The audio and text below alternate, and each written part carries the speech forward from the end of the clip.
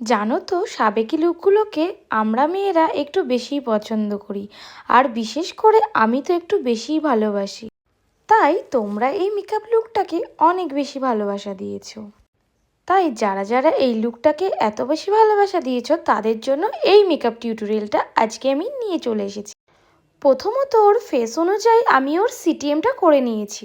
আর CTM মানে আশা করি তোমরা সবাই জানো, ক্লিনজিং, টোনিং অ্যান্ড ময়শ্চারাইজিং। আর এই তিনটে জিনিস তোমরাও যদি স্কিন টাইপ বুঝে ভালোভাবে করতে পারো তাহলে তোমাদের বেসটাও খুব স্মুথ হবে অ্যান্ড ফ্ললেস মেকআপ হবে।